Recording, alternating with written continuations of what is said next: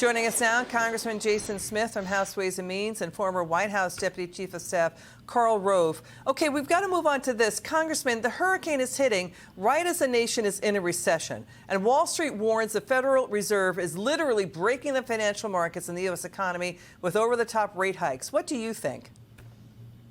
I'll tell you, Americans are struggling. They're struggling to put food on their table, clothes on their backs, and gasoline in their cars.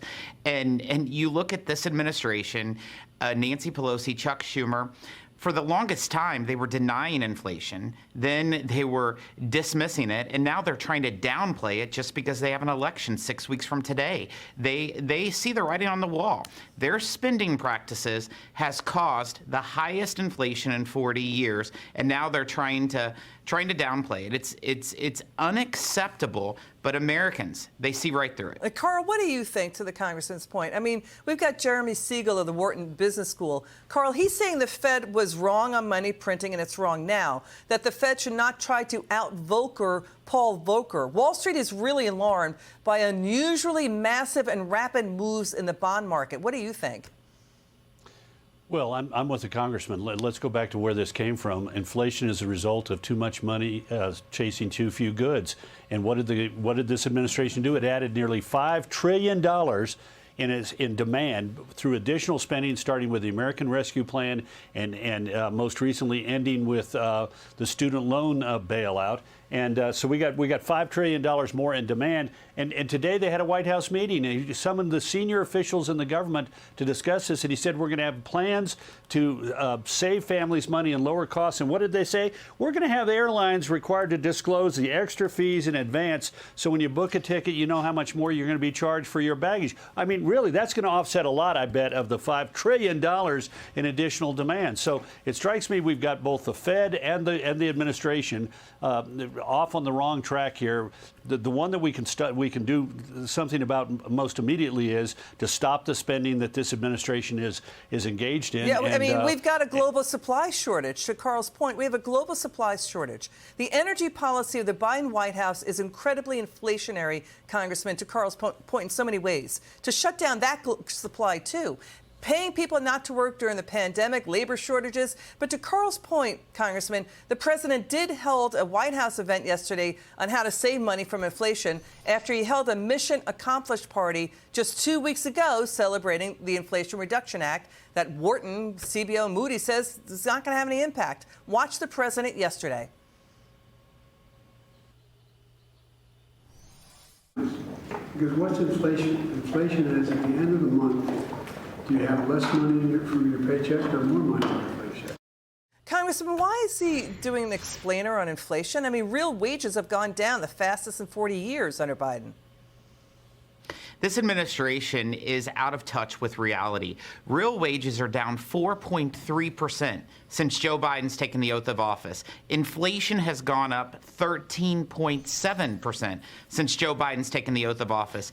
And why has real wages gone down? Why has inflation gone up? It's because they've spent more than $10 trillion since he's taken the oath of office. This is unacceptable. This is why every American's paying more to put food on their table, clothes on their backs, and gasoline in their cars. And they have a meeting to say, we want more transparency on the fees whenever you go to the airport. Yeah, Let me tell you, the people in Southeast Missouri rarely fly. Maybe one time a year. They buy groceries. They put fuel in their gas tanks. I mean, that's what they're concerned about. That's what they got is airline fees, Karl, to your point. I mean, Fox News' Chad Pergram, he's also reporting that the January 6th committee is expected to postpone tomorrow's hearing, right?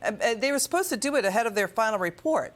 But then we've got these nickel and dime moves the White House is talking about to deal with inflation? Well, it's almost laughable. I mean, it just to the congressman's point, it shows how out of touch they are. They pumped all this additional demand in, $5 billion in new spending on top of what was already built into the federal budget.